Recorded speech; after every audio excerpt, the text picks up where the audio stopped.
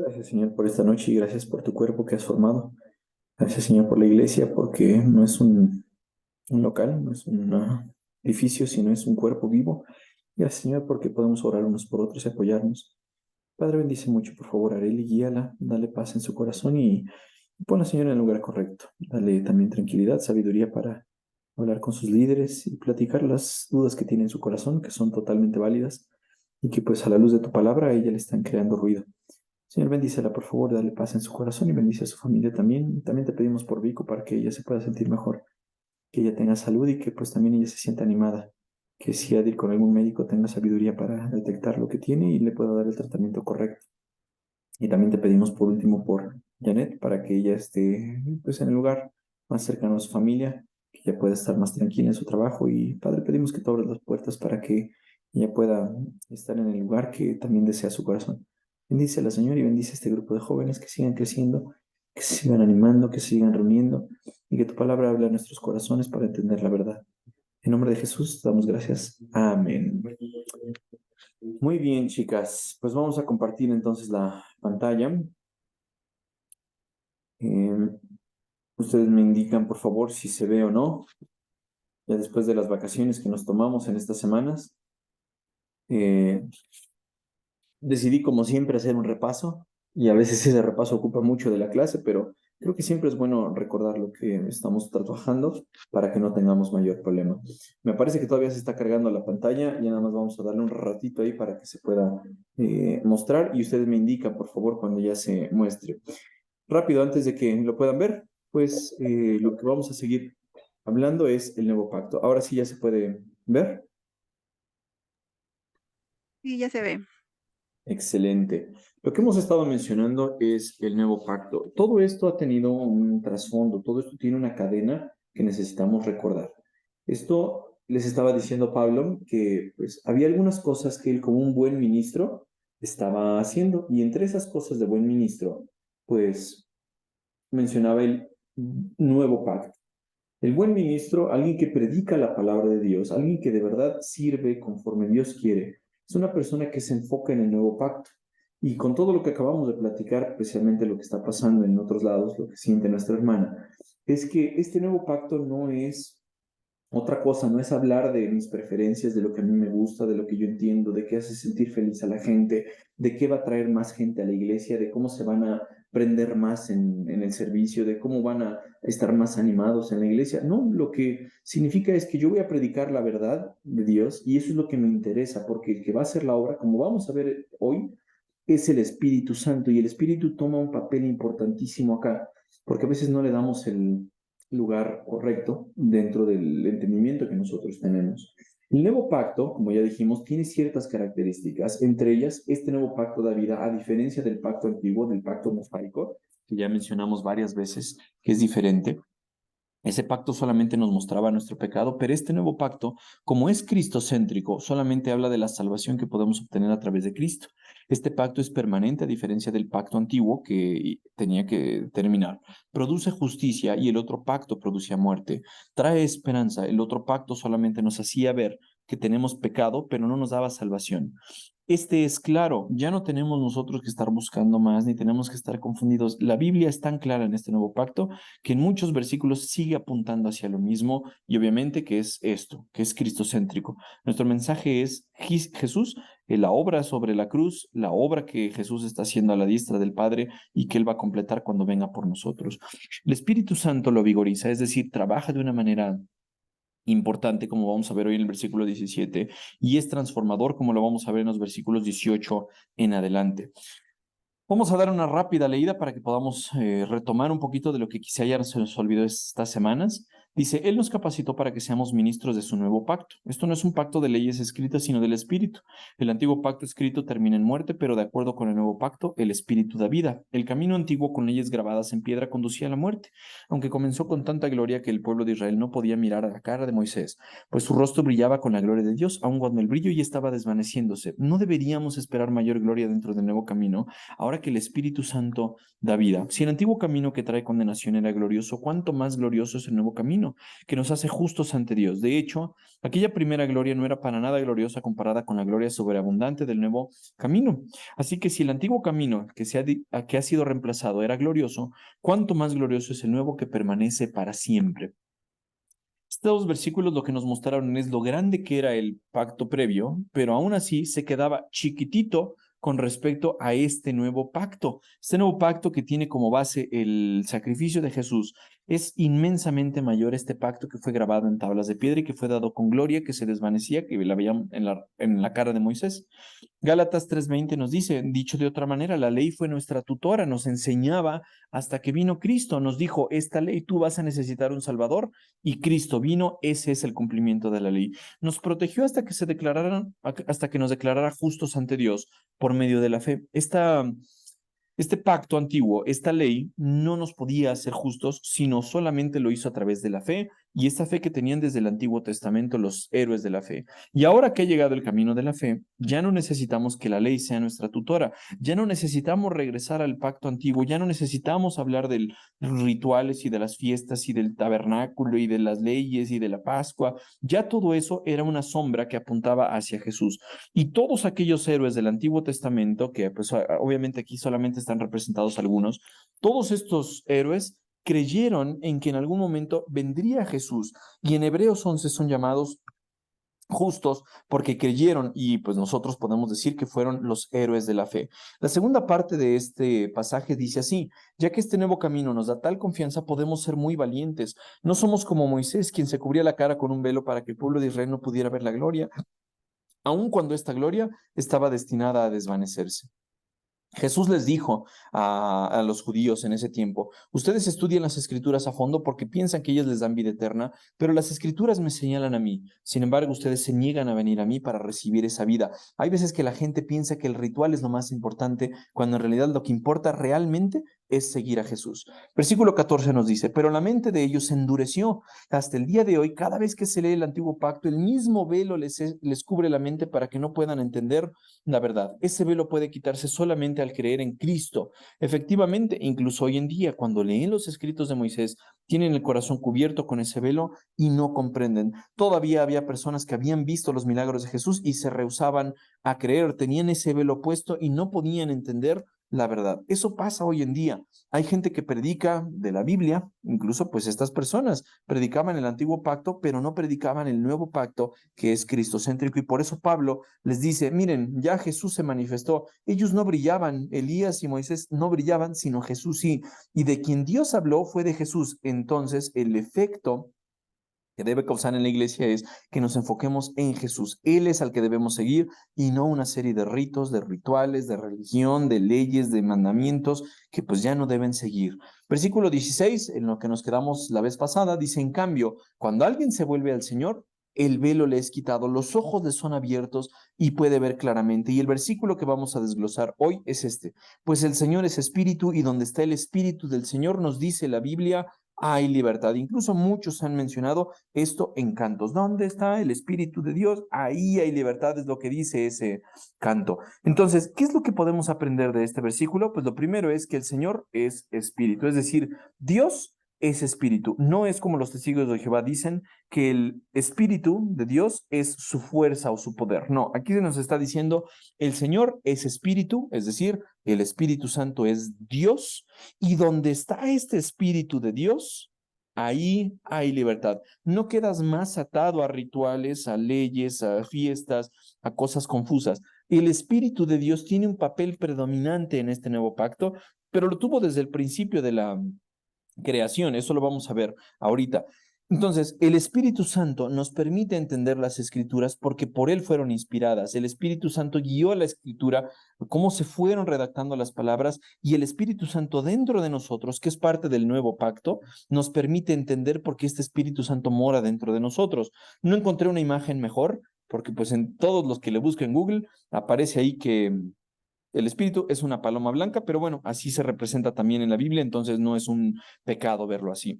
El espíritu participó obviamente en la entrega de la ley, sin embargo, esto ya dijimos, solamente nos apuntaba hacia una persona, nos decía, ustedes van a encontrar todo el cumplimiento en Jesús, porque todo lo que dice la ley mosaica, todo lo que Él nos manda, pues sabemos que no lo podemos vivir, pero ahora con el Espíritu Santo podemos obedecer las Escrituras, porque hemos creído en este sacrificio, al igual que lo creyeron los antiguos, los patriarcas. Y hay algunas cosas que podemos ver en el Antiguo Testamento que el Espíritu Santo estuvo haciendo todo el tiempo y a veces no nos damos cuenta de eso. Número uno, como les pongo acá, participó en la creación. En Génesis 1 se nos dice, en el principio Dios creó los cielos y la tierra. La tierra no tenía forma y estaba vacía y la oscuridad cubría las aguas profundas. Y el Espíritu de Dios, nos dice ahí, se movía en el aire sobre la superficie de las aguas. Él participó de manera activa en la formación de la tierra, en la creación que vamos a ver más adelante en Génesis. Todo eso fue obra de Dios a través de su Espíritu Santo. Otra cosa que hizo el Espíritu Santo en el Antiguo Testamento es, por ejemplo, aquí lo vemos el segundo propósito en Primera de Samuel 16. Dice, ahora bien, el espíritu del Señor se había apartado de Saúl y el Señor envió un espíritu atormentador. En el Antiguo Testamento, el Espíritu Santo venía sobre alguien, no dentro de alguien. Se nos dice que el Espíritu Santo vino en algún momento sobre Saúl, poco después se le apartó. ¿Por qué? Porque él decidió pues seguir otras cosas y el Espíritu Santo se fue de él, cosa que ahorita ya no ocurre. Él fue ungido por Samuel como rey de Israel, el Espíritu Santo estaba sobre él, tuvo bendición, Dios lo guió hasta que pues bueno, ese espíritu se aparta de Saúl y mandó un espíritu atormentador sobre Saúl. Hoy en día, ¿qué es lo que podemos ver? Romanos 8 se nos dice, pero ustedes no están dominados por su naturaleza pecaminosa, son controlados por el Espíritu, si el Espíritu de Dios vive en ustedes. Lo que nosotros estamos buscando al escudriñar las Escrituras, al querer saber más de Dios, al querer servir, es simplemente por obra del Espíritu. Y aquí se nos dice que si el Espíritu Santo o el Espíritu Santo de Dios vive en nosotros, él nos controla. Como cristianos sabemos que todo cristiano tiene al Espíritu Santo. Por lo tanto, esto debe aplicar a los cristianos. Nos controla el Espíritu Santo. Y hasta se nos pone aquí una nota. Y recuerden que los que no tienen al Espíritu de Cristo en ellos, de ninguna manera pertenecen a Él. En las Escrituras es clara. ¿Tienes al Espíritu Santo? Eres salvo. No tienes al Espíritu Santo, no eres salvo. No hay tintas medias, no hay que el Espíritu Santo después te va a llegar. No, el Espíritu Santo llega dentro de ti cuando crees en Jesús como tu Salvador.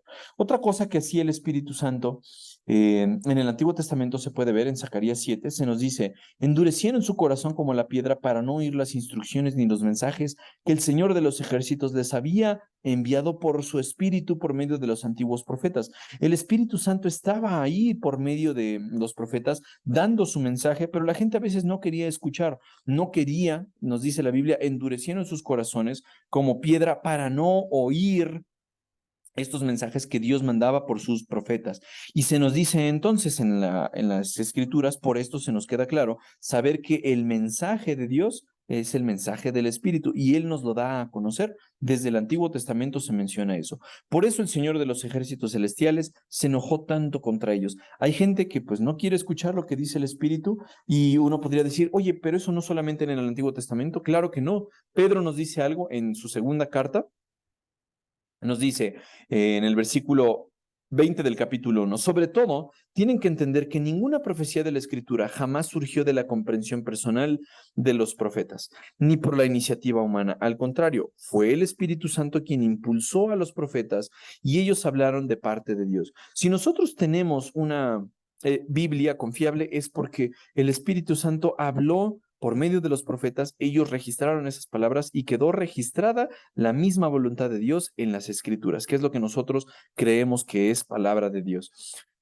Estas cosas que acabamos de ver, la participación en la creación, el ser capacitados para algo especial como el rey Saúl o el tener la palabra de Dios, pues vemos que desde el Antiguo Testamento está hecho por el Espíritu Santo.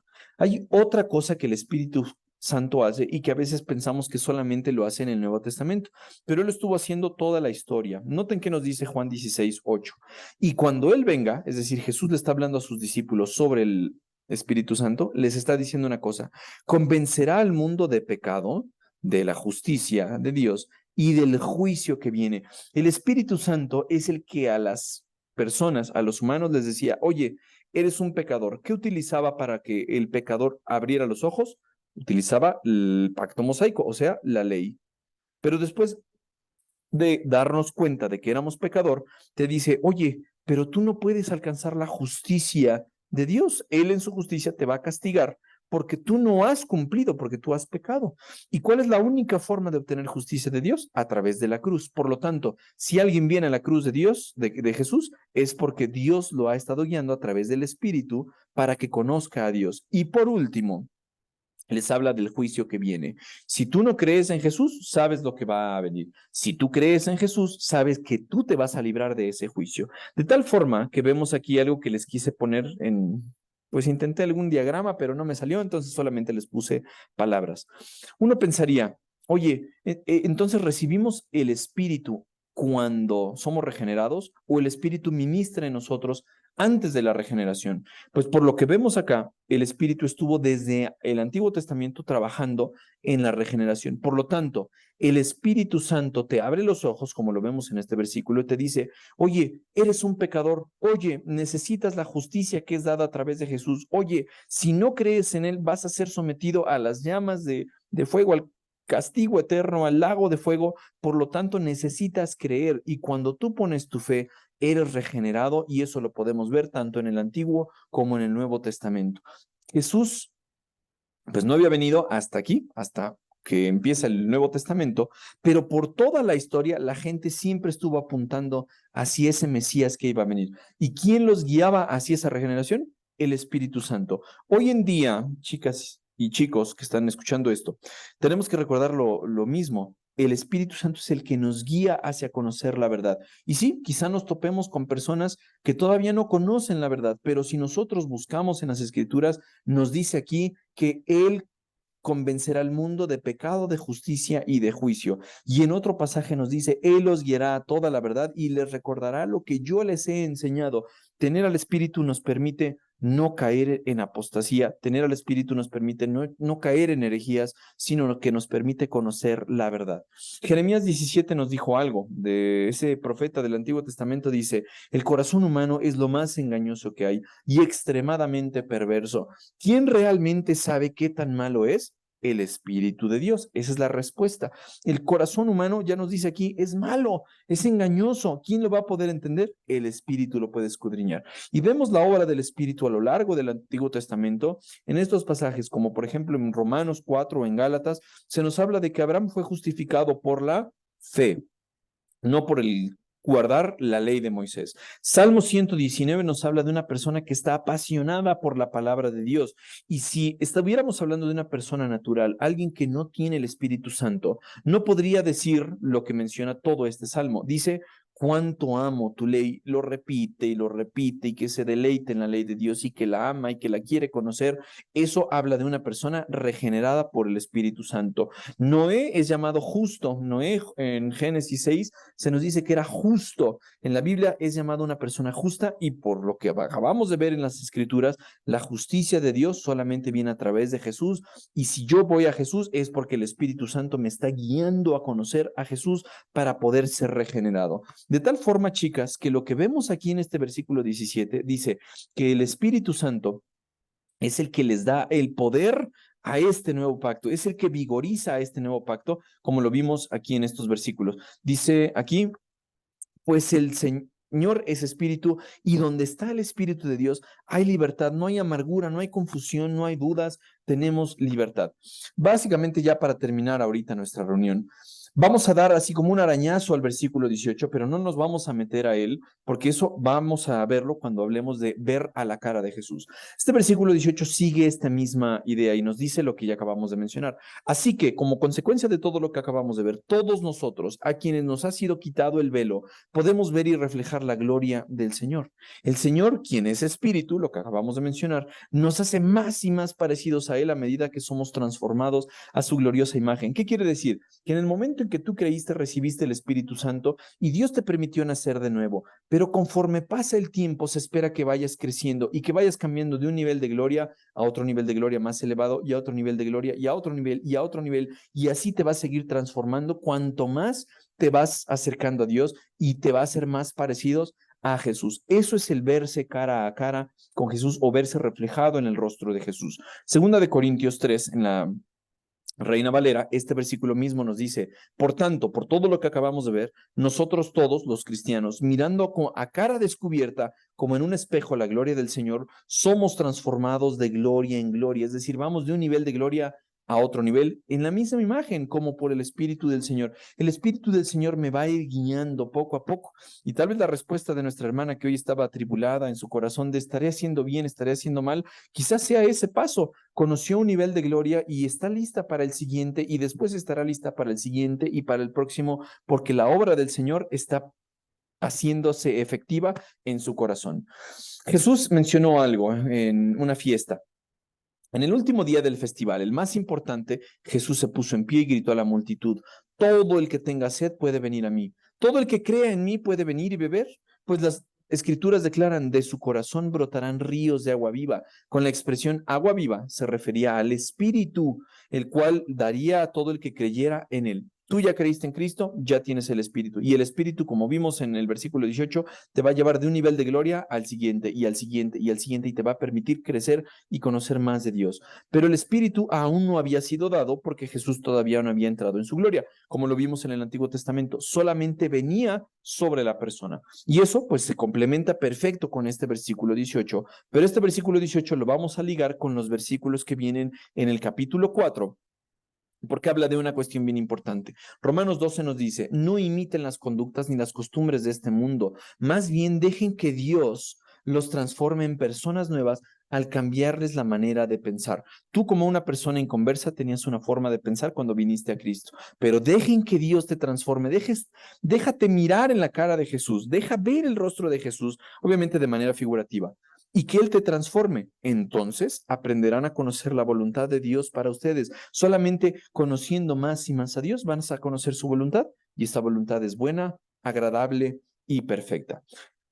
Versículo 10 de Colosenses 3 nos dice algo similar, vístanse con la nueva naturaleza y se renovarán a medida que aprendan a conocer a su Creador y se parezcan más a Él. Son las mismas ideas que tiene el versículo 18 del capítulo 3. Se nos dice, Él tomará nuestro débil cuerpo mortal y lo transformará, la misma idea de Romanos 12, en un cuerpo glorioso. Igual que Él, lo hará valiéndose del mismo poder con el que pondrá todas las cosas bajo su dominio. Y esto entonces nos lleva a la siguiente parte que les repito, vamos a tomar en la próxima reunión, si Dios nos permite, mirar al rostro de Jesús. Cómo este versículo 18 en adelante, los versículos primeros del capítulo 4, van a impactar en nosotros, pues por lo que acabamos de ver, por la obra del Espíritu. Por la obra del Espíritu vamos a ser transformados de gloria en gloria, como lo vamos a ver primero Dios la semana que entra o en la siguiente clase. Así que pueden leer el versículo 18 en adelante y vamos a hablar de ellos a más detalle, ¿ok? ¿Hay alguna duda hasta aquí? Muy bien. Pues entonces quedamos despedidos porque ya el tiempo se nos acaba.